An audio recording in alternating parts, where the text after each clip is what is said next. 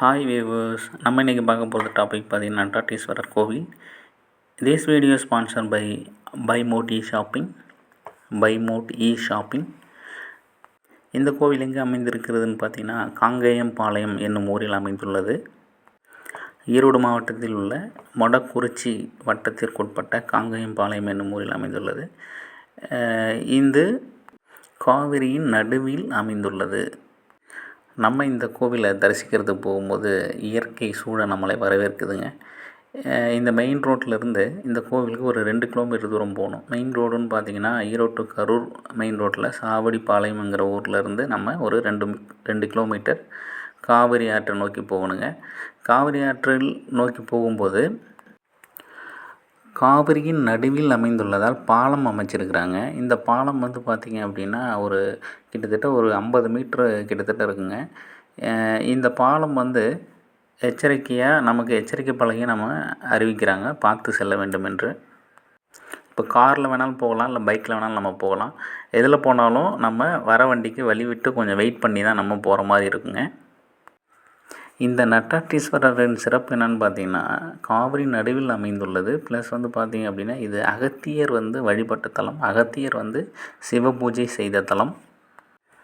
இந்த கோவில் ஒரு ஈவினிங் பார்த்திங்கன்னா ஒரு 4 o'clockலேருந்து திறந்துருக்குறாங்க. மார்னிங் ஒரு 12 o'clock நடை சாத்தப்படும். நாங்கள் போன அன்றைக்கி காவிரி ஆற்றில் கம்மியான தண்ணீர் தானே வந்தது. இது ஒரு பகுதியிலேருந்து பார்க்கும்போது காவிரி ஆறின் ஒரு பகுதியோட தண்ணீருங்க. இந்த நட்டாத்தீஸ்வரர் சைடில் நம்ம போயிட்டு நம்ம வீடியோ எடுத்தோம், ஃபோட்டோ எடுத்தோம்.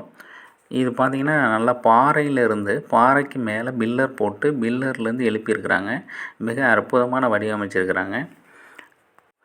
காவிரி கரை புரண்டு ஓடும்போது இந்த கோவிலில் போயிட்டு நம்ம சாமி தரிசனம், அதாவது ஈஸ்வரனை தரிசிக்கிறதுக்கு தடை விதிக்கப்படும். ஏன்னா பார்த்திங்க அப்படின்னா இது காவிரியோட நடுப்பகுதியில் இருக்கிறதால காவிரி கரை புரண்டு ஓடும்போது அந்த கோவிலோட 2 பகுதியிலுமே தண்ணி சூழ்ந்திருக்கும். அதனால் பாலம் ஏதாவது டேமேஜ் ஆகிடுச்சுன்னா ஏதாவது பெரிய இஷ்யூ ஆகுங்கிறதால நமக்கு அலௌடு இல்லைங்க. நாங்கள் பார்த்திங்க அப்படின்னா ஒரு டைம் போய் இந்த கோவிலை தரிசிக்க போகும்போது இதே மாதிரி காவிரியில் நல்லா தண்ணி வந்ததால் உள்ளே அலோவ் பண்ணல. அதனால் இந்த டைம் போனோம்.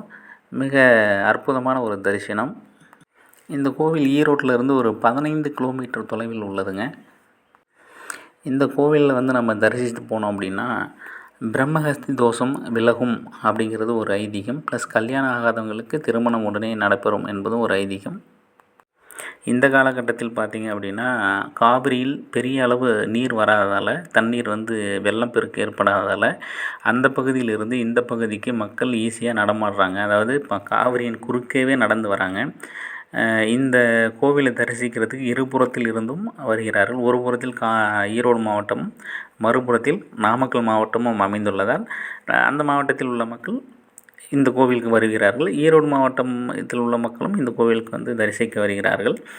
ஒரு பகுதியிலிருந்து வருபவர்களுக்கு பாலம் வழியாக 2 வீலர் ஆர் 4 வீலர் யூஸ் பண்ணிக்கலாம்.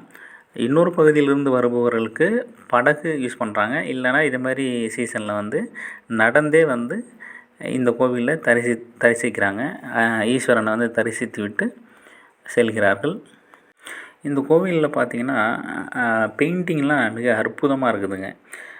இப்போது இந்த கோவிலில் பார்த்திங்கன்னா அர்த்தநாரீஸ்வரரோட அந்த ஓவியமாக இருக்கட்டும், இல்லை நம்ம சிதம்பரத்தில் இருக்கக்கூடிய நடராஜரோட ஓவியமாக இருக்கட்டும், மிக அற்புதமாக வரைஞ்சிருக்கிறாங்க.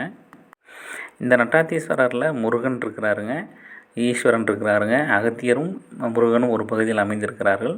அம்மன் நல்லநாயகி அம்மனாக வீற்றிருக்கிறார்கள்.